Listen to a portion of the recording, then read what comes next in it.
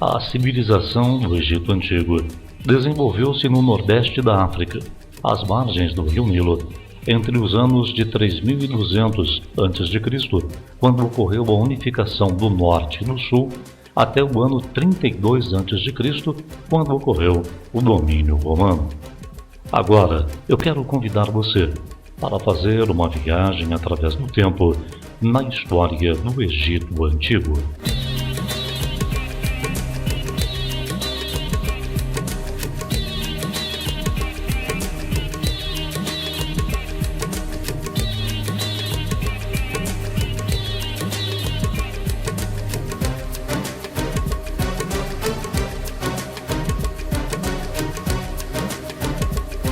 Como a região é formada pelo deserto do Saara, o rio Nilo ganha uma extrema importância para os egípcios. O rio era utilizado como via de transporte de mercadorias e pessoas feitas através de barcos. As águas do rio Nilo também eram utilizadas para beber, pescar e fertilizar as margens nas épocas de cheias, favorecendo a agricultura. Quando pensamos no Egito, 3 imagens nos vêm à cabeça: as pirâmides, o deserto e o impressionante rio chamado Nilo. Vocês conhecem? Mas primeiro vamos falar desse imenso mar de areia conhecido como o deserto do Saara. Esse lugar no norte da África não é lá muito atraente para se viver. No entanto, há milhares de anos ocorreram chuvas abundantes no coração da África. Pouco a pouco, um fluxo de água se formou e gradualmente foi crescendo. Essas águas tornaram-se um dos maiores rios do mundo, o Rio Nilo. Muitas populações se instalaram às margens desse rio, mas viver perto do Nilo tinha seus altos e baixos. Na estação chuvosa, as águas subiam tanto que todas as terras ao redor ficavam inundadas. Mas quando as águas baixavam, a terra tornava-se ideal para a agricultura, pois o solo ficava muito mais fértil. Há milhares de anos, os povos nômades começaram a se fixar e a construir casas ao redor do Nilo. Assim nasceu o Antigo Egito. Os egípcios aprenderam a cultivar a terra rica e fértil. Havia muita comida. Isto significava que, em vez de ir em busca de comida, o povo egípcio poderia ficar em um só lugar, plantando todos os alimentos que precisavam. Você tinha que procurar comida o tempo todo, mamãe. Sim, mas não é mais preciso, querida. O povo egípcio usava as cheias do rio Nilo em seu benefício de forma muito inteligente. Eles inventaram um sistema de irrigação que fazia crescer ainda mais a plantação.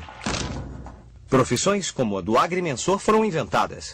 Assim como os engenheiros modernos, os agrimensores mediam as terras, projetavam os canais de irrigação e muitas outras coisas. Os pesquisadores começaram a usar cálculos matemáticos para ajudá-los no planejamento. Mais tarde, esse conhecimento de matemática ajudaria os egípcios a realizar grandes obras. O Nilo trouxe aos egípcios um outro benefício: o comércio. Os alimentos e outros bens produzidos pelos egípcios eram transportados em barcos e vendidos ao longo do rio. Assim, o Nilo tornou-se importante via para o transporte de mercadorias e pessoas, facilitou as negociações e fez dos egípcios um povo muito rico. Com a abundância de riqueza, de alimentos e com a facilidade de comércio, a civilização egípcia começou a crescer.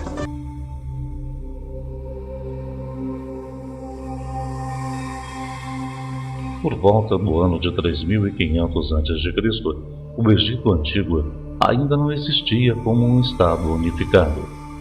A unificação do Alto Egito e o Baixo Egito somente ocorreu por volta do ano 3200 a.C., quando Menes I, que tornou-se o primeiro faraó, passou a utilizar uma única coroa, que fundia as cores brancas do Alto Egito com a vermelha do Baixo Egito. Há mais de 5.000 anos, por volta do ano 3500 a.C., o desenvolvimento do comércio e da agricultura ajudou algumas aldeias às margens do Nilo a se tornarem muito ricas e poderosas. Assim, outras importantes cidades começaram a crescer ao longo do rio.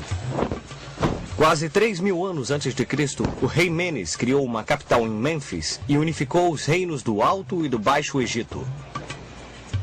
O símbolo do Alto Egito era uma coroa branca e do Baixo Egito, uma coroa vermelha. Por isso, as coroas dos faraós eram duplas. Esse foi o início de um grande império que duraria milhares e milhares de anos. O Antigo Egito ficava numa localização privilegiada. De um lado, o deserto imenso os protegia dos ataques do sul. E do outro lado, o rio Nilo fornecia alimentos e permitia o comércio e o contato com outras aldeias. Manter a unidade do Egito foi difícil para os governantes, já que havia muitos inimigos que queriam invadir suas terras e roubar as riquezas. Os faraós governaram o Egito por mais de 3.000 anos.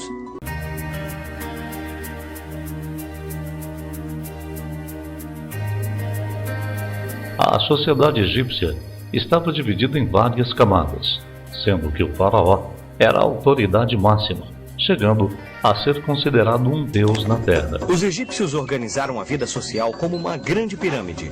Diferentes grupos de pessoas tinham importância diferenciada. No topo da pirâmide social ficava o faraó. Os faraós governavam o Egito. Todas as riquezas do império lhes pertenciam e eles eram adorados como deuses. Mas a vida do faraó não era simples. Sua obrigação era manter a ordem, controlar a economia, as leis da natureza, as estações do ano, as cheias do Nilo, o movimento dos planetas. Nossa! Era muito trabalho para uma pessoa só. Depois dos faraós, os mais importantes eram os sacerdotes. Sua atividade era servir aos deuses, fazer oferendas e rituais em cada um dos templos egípcios. Depois dos sacerdotes vinham os escribas, cuja habilidade era saber escrever. Embora hoje em dia a gente aprenda a escrever na escola, no Antigo Egito apenas os privilegiados podiam aprender. Isso lhes deu muito poder. No Egito, eles escreviam usando sinais sagrados chamados hieróglifos. Hieróglifos eram desenhos que representavam sons, como o nosso alfabeto, mas era muito mais difícil de escrever. Embora houvesse mais de 700 símbolos diferentes, a escrita era regida por princípios claros e simples. O quarto lugar na pirâmide era ocupado pelo exército. Os soldados são encarregados de proteger o Império Egípcio. O Egito era tão rico que muitos povos quiseram conquistá-lo e tomar suas riquezas. Depois de tantas batalhas, o exército egípcio aperfeiçoou suas técnicas e se tornou muito poderoso. Agora que nós somos poderosos, nós podemos atacá-los! É uma ótima ideia! E assim, o exército egípcio partiu para a conquista de outros territórios a leste e ao sul. Poderíamos pensar que depois de tantos combates, em tempos pacíficos o exército descansava. Mas no Antigo Egito sempre havia alguma coisa para fazer. Os militares, quando não estavam em combate, dedicavam-se a tarefas como escavar canais de irrigação ou transportar blocos de pedra para a construção de grandes pirâmides. Finalmente, na base da pirâmide estavam os comerciantes e os artesãos. Abaixo deles, os camponeses. E por último, bem lá no fundo mesmo, os escravos, que sustentavam toda a pirâmide social.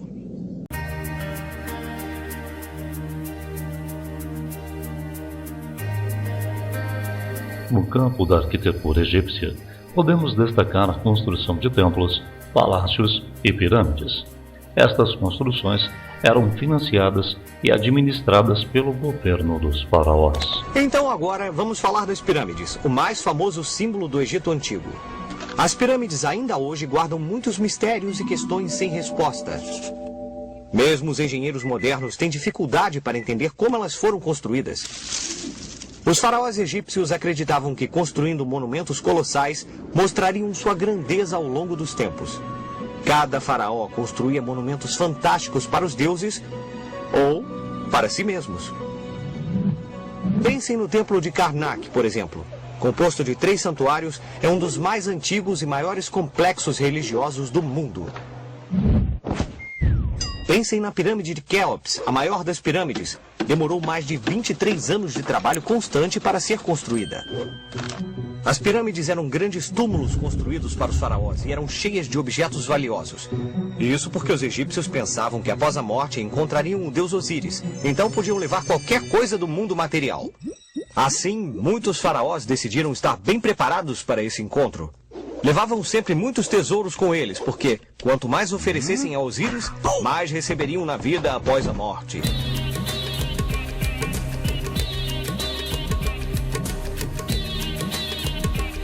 A arte do Egito Antigo tem características muito particulares. Grande parte das pinturas eram feitas nas paredes das pirâmides. Estes desenhos eram feitos de maneira que as figuras eram mostradas sempre de perfil. As tintas eram obtidas na natureza, através do pó de minério e substâncias orgânicas. A arte do Egito Antigo tem características muito particulares, diferentes de qualquer outra cultura no mundo. Os antigos egípcios produziram trabalhos que são estimados até hoje. Esses artistas possuíam um modo particular de representar a vida. Não era a beleza que importava, mas a perfeição do detalhe. Crie seu próprio egípcio. A arte egípcia é conhecida por sempre ter os personagens desenhados em pé e de lado. Os antigos egípcios tinham regras específicas para a representação de diferentes partes do corpo. Por exemplo, as cabeças humanas podem ser facilmente observadas e reproduzidas de perfil. Então os egípcios sempre as pintavam dessa maneira. Ou dessa. Mas os olhos estavam bem representados, como se o personagem estivesse de frente olhando para nós. Digamos que os olhos olhavam para frente e uma cabeça ficava de lado. Um outro exemplo era o busto e os ombros, que eram reproduzidos muito melhor de frente. Já os braços e as pernas, para dar sensação de movimento, eram melhor representados de lado. Essa forma de representar as figuras humanas através de diferentes ângulos dava-lhes uma aparência achatada e retorcida, como se tivessem sido atropeladas. Finalmente, vamos dar uma olhada no faraó. Não, ele não mede 30 metros. Quanto mais importante era uma pessoa na sociedade egípcia, maior era representada pela arte. Então, por isso, o faraó era maior.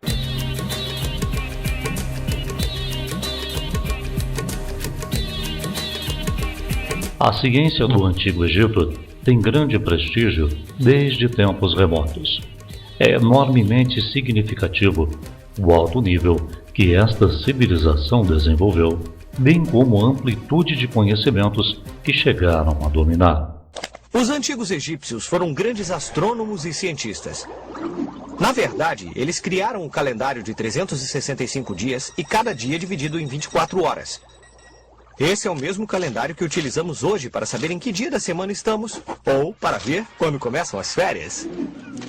Dentre todos os cientistas do Império Egípcio, um ganhou destaque e é conhecido ainda hoje: Imhotep, o sábio. Imhotep foi fundador da medicina egípcia, bem como o sacerdote supremo e vizir do faraó Djoser Netcheriket, para quem desenhou a primeira pirâmide. Assim, tornou-se o primeiro arquiteto da história. No Egito, os médicos eram muito queridos e respeitados. Eles usavam uma forma inicial de papel, chamado papiro, para escrever anotações médicas e diagramas. Essas anotações, reunidas como um livro, foram transmitidas de geração a geração. Algumas existem até hoje. Graças a esses papiros, sabemos que os egípcios já tinham médicos especialistas que tratavam da pele, dos ossos, dos dentes e do coração, assim como nós temos hoje. Os antigos egípcios também conheciam muito bem o corpo humano e utilizavam centenas de fórmulas para fabricar medicamentos para tratar de qualquer tipo de doença. Para os pacientes muito doentes, os egípcios tinham muitos instrumentos para realizar cirurgias. Os médicos egípcios cuidavam dos doentes, mas também cuidavam dos mortos. Afinal, inventaram as mumificações, muito importantes na cultura egípcia. Diversos estudos sobre o Egito Antigo ainda são realizados com essas múmias.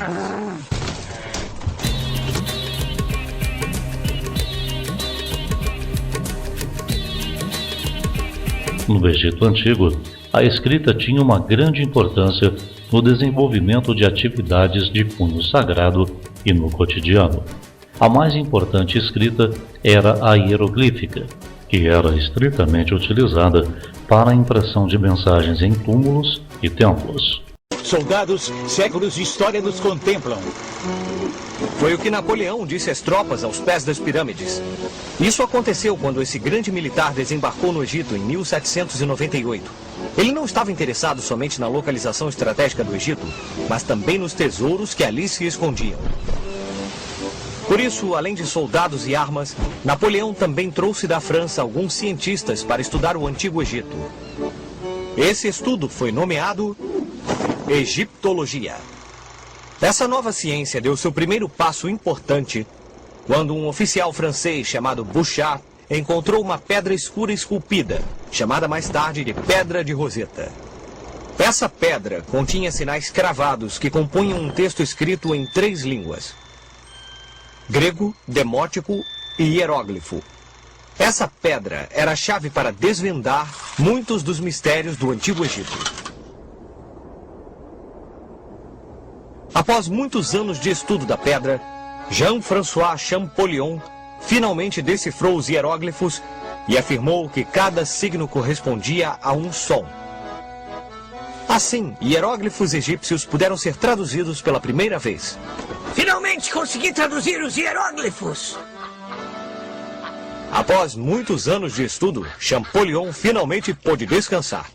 Essa descoberta sobre os hieróglifos logo serviu para decifrar a localização da tumba de Tutankhamon.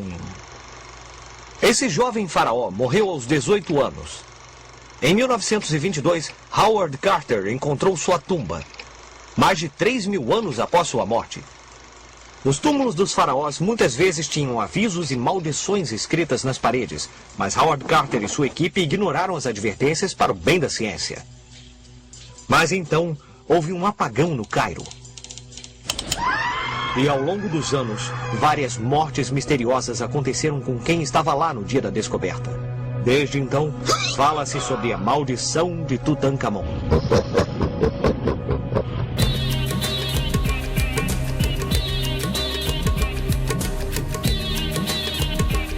O Egito tornou-se uma província do Império Romano após a derrota de Marco Antônio e Cleópatra VII para Otaviano na Batalha de Ácio. Assim como diz o ditado, juntos venceremos, divididos cairemos, com o passar dos séculos, o poder dos faraós egípcios começou a diminuir por conta de várias disputas internas. Como resultado, os egípcios foram sendo dominados por poderosos impérios vizinhos. Primeiro pelos persas, depois pelos macedônios e em seguida pelos romanos. Cleópatra foi a última faraó do Egito Antigo. Dizem que nenhum homem poderia resistir à sua beleza extraordinária, que se tornou lendária. Marco Antônio era um poderoso general romano que ficou fascinado por Cleópatra. Ela acreditava que o amor deles traria de volta o esplendor do Egito. Marco Antônio e Cleópatra estavam em guerra contra o imperador romano Otaviano. Mas Marco Antônio e Cleópatra perderam a batalha, deixando o que restava do Egito nas mãos de Otaviano e do Império Romano.